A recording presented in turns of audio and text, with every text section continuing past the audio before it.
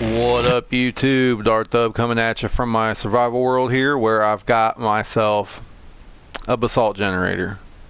It's a pretty quick basalt generator. Now check this out. I've already got that much in there. So boom, that's what makes it key. Shortly after I've taken all four out, they pop right back up.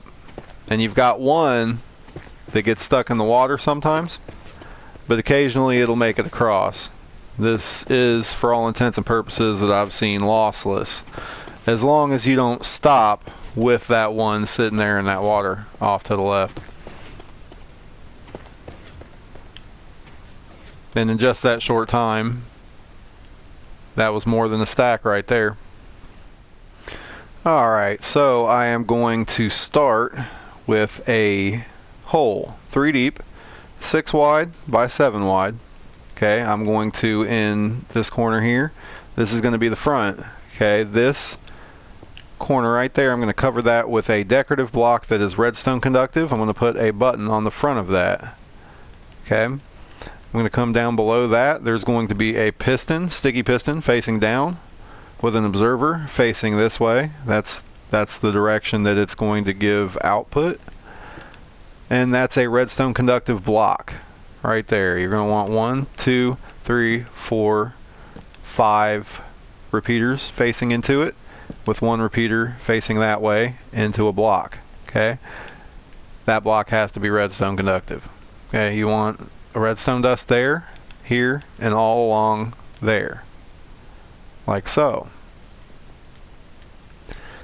Next, we're going to grab our sticky pistons, face 4 of them up here with a piece of soul soil on top of each of these. We're going to then, not right above, but just off to the side of that, place blue ice, all like so. We're going to grab some of the dirt that we dug up here, and we're going to replace these blocks here.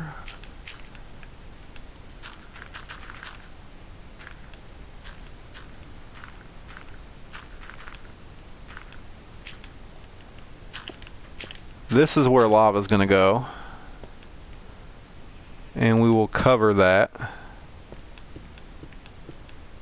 like this.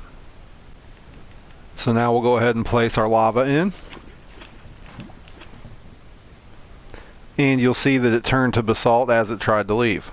Next thing we'll do is grab our decorative blocks, place some on top of these blocks that walled up the lava.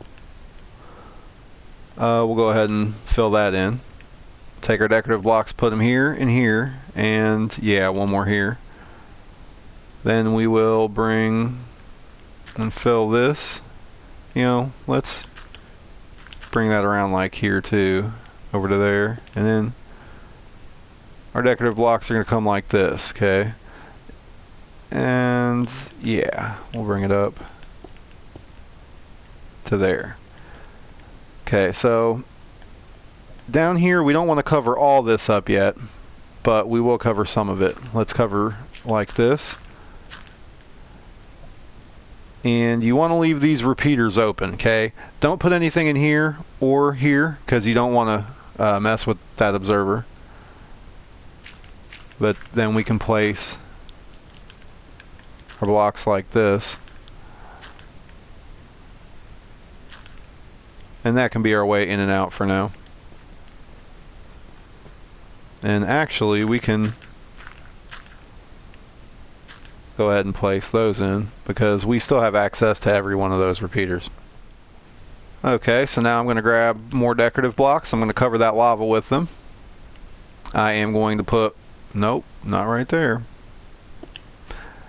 I'm going to place a temporary block there, here, here, here, just like this. I'm going to place hopper line across like so, and then we're going to have a double chest right here with a hopper running into it right there. And then we want to make sure, so let's go ahead and place an item in here. It should end up in the chest. Yep. So what we've got going on here is we're going to have This is where we're going to be knocking our basalt out of the way. So we want our immovable blocks right there. We'll place 1, 2, 3, 4, and that'll stop all of the basalt from rising higher than we want. We'll take our glass. Once again, that does not have to be glass, but I like to be able to see it. And those right there are the 13 pieces of glass that I recommended. I'm going to place another one right there. So the next thing I'm going to do is I'm going to come on top of these. Okay, I'm going to come over here and I'm going to place buttons on the side of that glass right above the hoppers. I'm going to place another button right here on the side of that glass. And then I'm going to come over and I'm going to push this button here, and that should start the basalt moving up.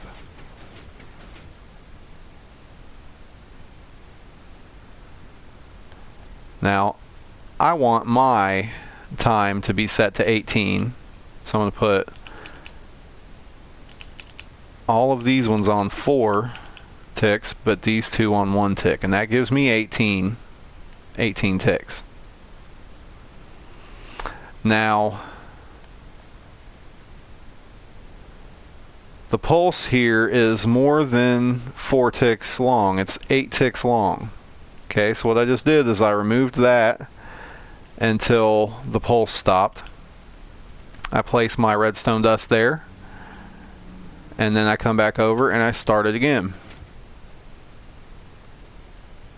You see, it's not 2 of these 4 length repeaters long, so that means that it's not 4 ticks or more. So the next thing I'm going to do is come over here and I'm going to place my water. All that filled up with water. And then I'm going to cover this up. Okay, so now I'm in survival. Okay, I have nothing in here. I'm going to come over here and I've got the timing set for this pickaxe right here.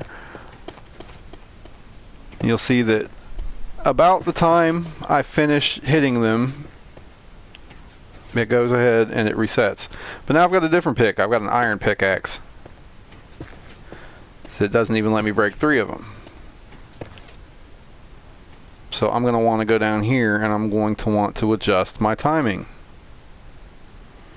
And I'm going to guess that I want them all on 4 ticks.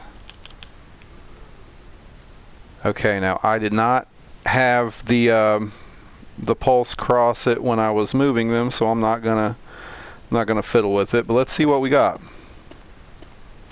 Broke all 4. So what I'm looking at is if I used a stone pick, you might have to add another repeater. So you'd have to make that a little bit longer, add a dust too, but it's totally doable. And it's not extremely slow just because I got a different type of pick. It's almost a constant flow of basalt. And then once you have your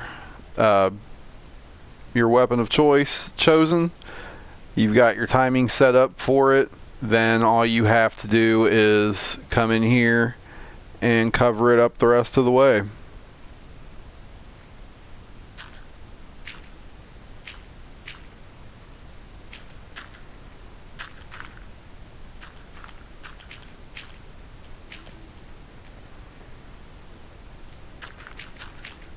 And it's as simple as that. So if you like this video, go ahead and leave a like. If you have not yet subscribed to my channel, go ahead and subscribe to my channel, and I will see you on the next one. It's been real. Peace.